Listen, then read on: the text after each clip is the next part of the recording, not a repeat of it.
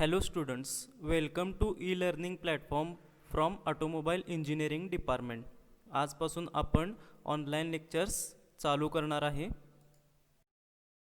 तुम्हाला सगळ्यांना माहीतच आहे, माझं नाव myself professor K G. Galsasi. I am B automobile and या सेमिस्टरला मी तुम्हाला जो सब्जेक्ट शिकवणार आहे तो असणार आहे ऑटोमोबाईल इंजिन सब्जेक्ट.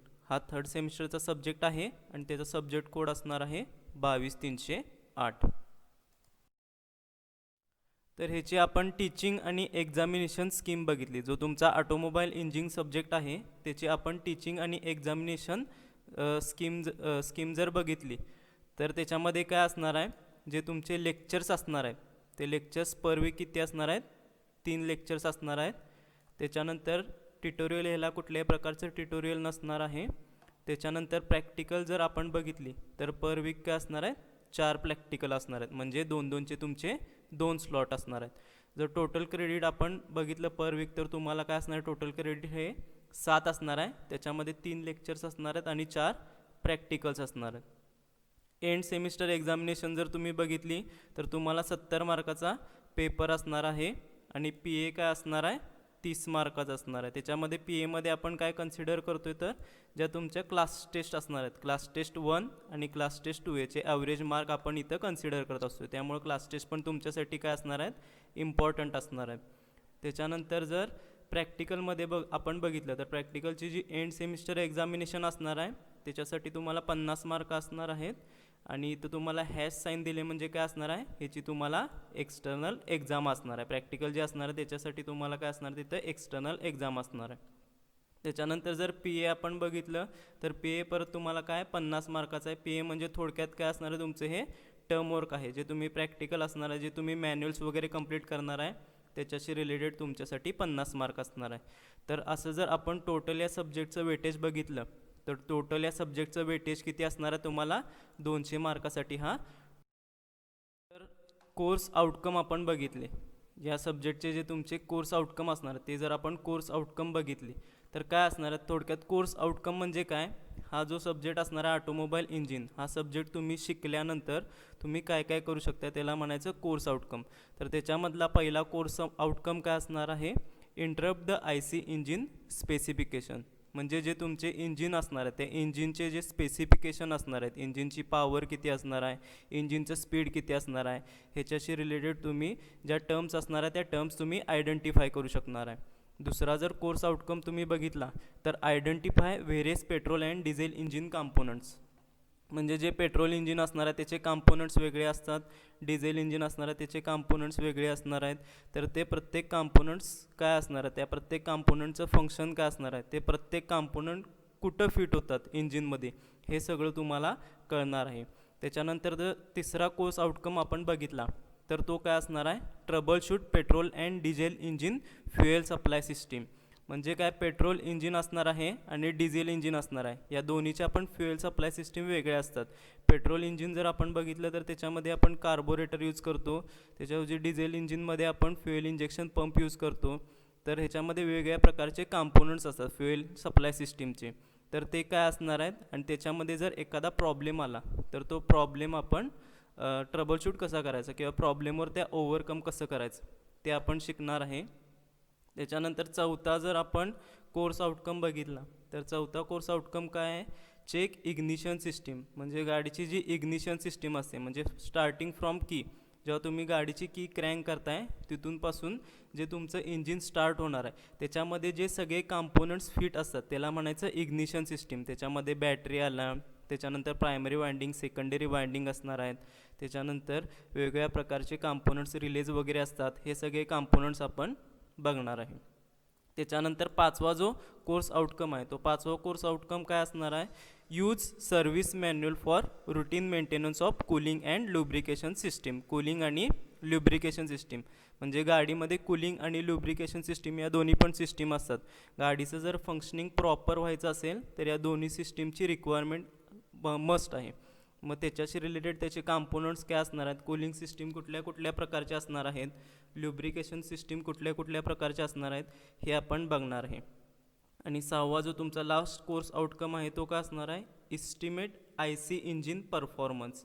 म्हणजे जे तुमचं इंजिन असणार आहे त्याचे आपण परफॉर्मन्स पॅरामीटर बघणार आहे. म्हणजे इंजिनमध्ये कुठल्या प्रकारच्या पॉवर असतात, इंजिनची इफिशियन्सी कशी असणार आहे, त्या कॅल्क्युलेट कशा करायचा, हे जे टोटल असणार आहे, हे टोटल 6 कोर्स आउटकम जे असणार आहेत, हे 6 कोर्स आउटकम काय करणार आहे आपण या ऑटोमोबाईल इंजिन सब्जेक्टमधून शिकणार.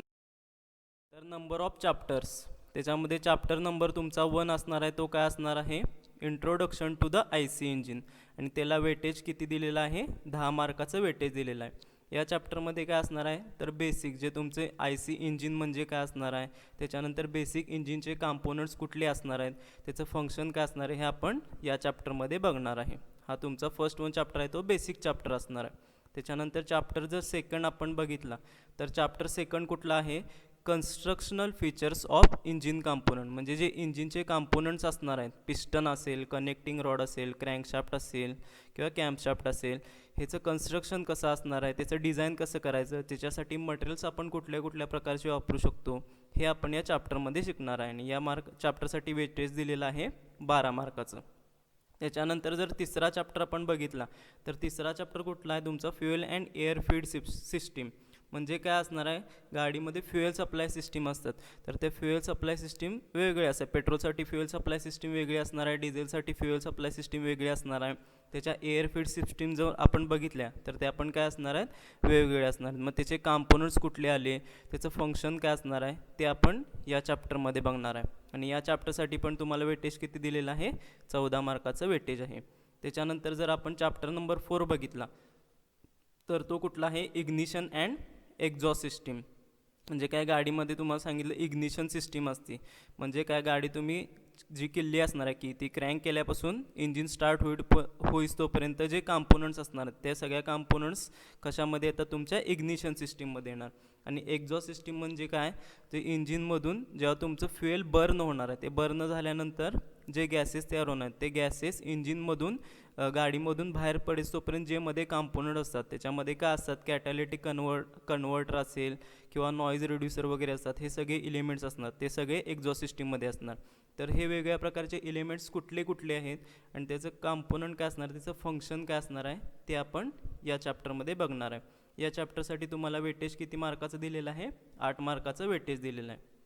त्याच्यानंतर जर आपण चॅप्टर नंबर 5 बघितला तर चॅप्टर नंबर 5 काय आहे तुमचा, कूलिंग अँड लुब्रिकेशन सिस्टीम. म्हणजे काय असणार आहे, गाडीमध्ये कूलिंग सिस्टीम असते आणि गाडीमध्ये लुब्रिकेशन सिस्टीम असते. दोन्ही पण सिस्टीम गाडीमध्ये इम्पॉर्टंट आहेत, कारण की का, जर कूलिंग आणि लुब्रिकेशन सिस्टीम गाडीमध्ये नसेल तर तुमचं इंजिन जे गाडीचं असणार आहे ते ओव्हरहीट होण्याचे चान्सेस जास्त आहेत आणि त्यामुळे काय होणार आहे, तुमची गाडी ब्रेकडाऊन होण्याचे किंवा गाडी मध्ये स्टॉप होण्याचे चान्सेस जास्त आहेत. त्यामुळं कूलिंग आणि ल्युब्रिकेशन सिस्टीम या दोन्ही पण सिस्टीम काय असणार आहे, गाडीमध्ये इम्पॉर्टंट असणार आहेत. मग त्यामध्ये आपण काय बघणार आहे, तर कूलिंग सिस्टीम म्हणजे काय, कूलिंग सिस्टीमचे वेगवेगळे टाईप्स कुठले आहेत, किंवा ल्युब्रिकेशन सिस्टीम म्हणजे काय, ल्युब्रिकेशन सिस्टीमचे टाईप्स कुठले कुठले आहेत, त्याच्यानंतर त्याच्यामध्ये कॉम्पोनंट्स कुठले असणार आहे, ते टोटल सगळं आपण या चॅप्टरमध्ये बघणार आहे. तर या चॅप्टरसाठी तुम्हाला वेटेज किती दिलेलं आहे, 12 मार्काचं वेटेज दिलेलं आहे. आणि जो तुमचा लास्ट चॅप्टर आहे तो चॅप्टर नंबर 6 असणार आहे. तो कुठला आहे, I C engine performance. I C engine performance म्हणजे काय, जर एखादा आपण इंजिन तयार केलं तर त्याचा परफॉर्मन्स काय पाहिजे, तो परफॉर्मन्स पॅरामीटरशी किंवा रिलेटेड झाला पाहिजे.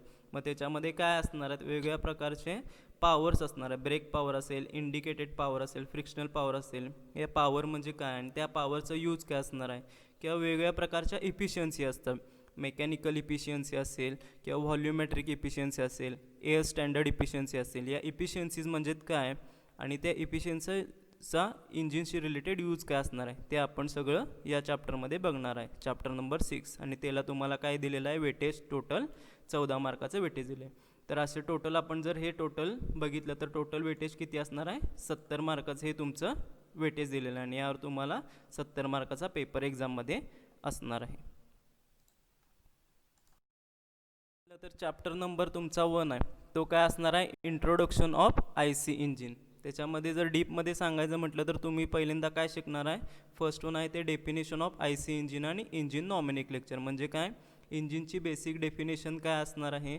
त्याच्यानंतर इंजिन नॉमिनिक्लेचर म्हणजेच काय, इंजिन कॉम्पोनंट्स, इंजिनमध्ये कुठल्या कुठल्या प्रकारचे कॉम्पोनंट असणार आहे.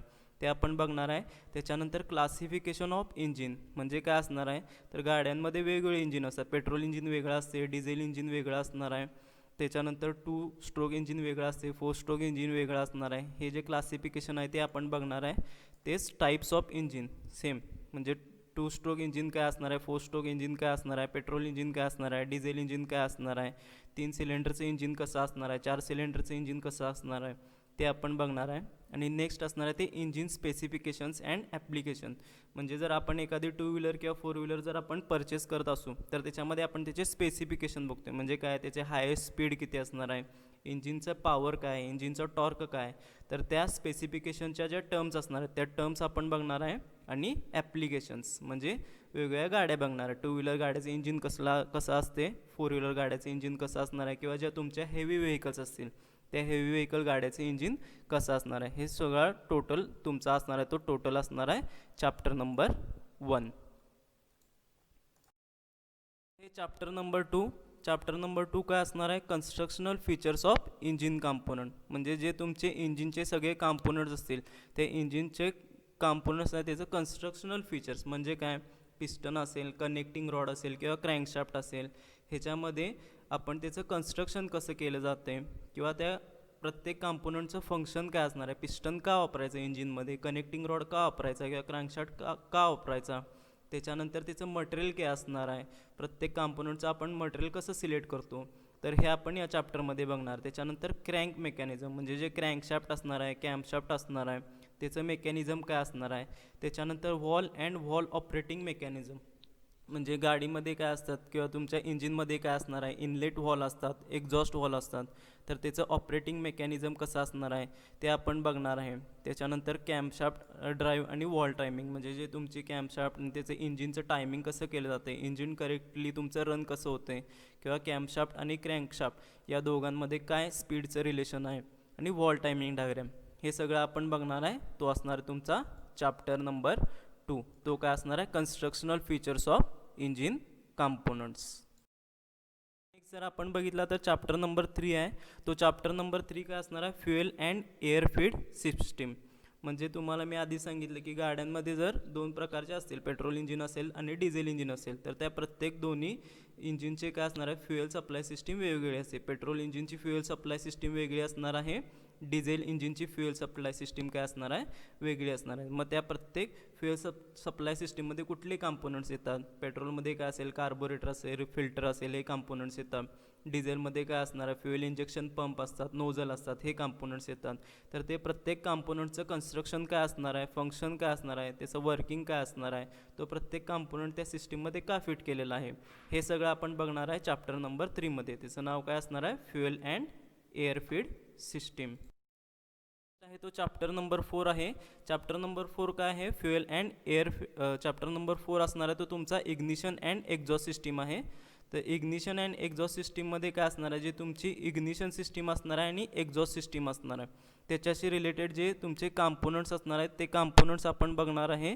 प्लस इग्निशन सिस्टीममध्ये का यूज करायची इंजिनमध्ये, किंवा एक्झॉस्ट सिस्टीम इंजिनमध्ये का यूज करायची, ते आपण या चॅप्टरमध्ये बघणार. तो तुमचा चॅप्टर नंबर 4 असेल, इग्निशन अँड एक्झॉस्ट सिस्टीम. त्याच्यानंतर नंबर तुमचा 5 असणार आहे, कूलिंग अँड ल्युब्रिकेशन सिस्टीम. तुम्हाला मगाच सांगितलं की कूलिंग सिस्टीम आणि ल्युब्रिकेशन सिस्टीम गाडीमध्ये इम्पॉर्टंट आहे, कारण की का, जे तुमच्या गाडीचं इंजिन असणार आहे ते हाय टेम्परेचरवर रन होत असते, आणि ते जर तुमचं व्यवस्थित कूल केलं नाही किंवा ल्युब्रिकेट केलं नाही तर तुमची गाडी ब्रेकडाऊन होण्याचे किंवा गाडी स्टॉप होण्याचे चान्सेस जास्त आहेत. त्यामुळं गाडीमध्ये कूलिंग आणि ल्युब्रिकेशन सिस्टीम फिट करणं इम्पॉर्टंट आहे. तर त्या कूलिंग सिस्टीमचे वेगवेगळे टाईप्स कुठले आहेत, 2 व्हीलरमध्ये कुठली सिस्टीम वापरली जाते, 4 व्हीलरमध्ये कुठली सिस्टीम वापरली जाते, हे आपण बघणार आहे. तसंच ल्युब्रिकेशन सिस्टीममध्ये परत सेम, ल्युब्रिकेशन सिस्टीमचे टाईप्स कुठले असणार आहेत, ल्युब्रिकेशन सिस्टीमचे कॉम्पोनंट्स कुठले आहेत, किंवा गाडीमध्ये जे आपण ऑइल फिल करतो आहे ते ऑइल फिल का करतो आहे, तो एक ल्युब्रिकेशन सिस्टीमचाच पार्ट आहे. तर ते जे टोटल सगळी सिस्टीम असणार आहे ते आपण या चॅप्टरमध्ये बघणार आहे. त्याचं नाव आहे कूलिंग अँड ल्युब्रिकेशन सिस्टीम. तर जर चॅप्टर नंबर 6 आपण बघितला तर तो कुठला आहे तुमचा, IC इंजिन परफॉर्मन्स. ह्याच्यामध्ये आपण काय बघणार आहे, फर्स्ट वन तर परफॉर्मन्स पॅरामीटर, म्हणजे जे इंजिनचे सगळे परफॉर्मन्स पॅरामीटर असेल, इंजिन पॉवर असेल, brake power, indicated power, frictional power, त्या पॉवरचा यूज इंजिनमध्ये काय असणार ते आपण बघणार आहे. त्याच्यानंतर इफिशियन्सीज असतील, मेकॅनिकल इफिशियन्सी असेल, व्हॉल्युमेट्रिक इफिशियन्सी असेल, या वेगवेगळ्या प्रकारच्या इफिशियन्सी काय आहे आणि त्या इफिशियन्सीचा यूज काय असणार आहे. आणि त्याच्यानंतर असणार आहे ते इंजिन टेस्टिंग.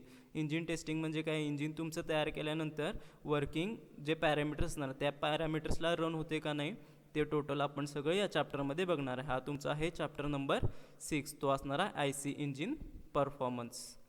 तर हे टोटल तुम्हाला जे सगळे चॅप्टर्स आहेत त्या चॅप्टर्सची मी तुम्हाला इंट्रोडक्शन करून दिलेली आहे, प्लस ऑटोमोबाईल इंजिन सब्जेक्ट काय असणार आहे आणि ऑटोमोबाईल इंजिन या सब्जेक्टची तुम्हाला या लेक्चरमध्ये मी इंट्रोडक्शन करून दिलेली आहे. तर नेक्स्ट लेक्चरपासून आपण काय करणार आहे, चॅप्टर 1 बाय 1 स्टार्ट करणार आहे.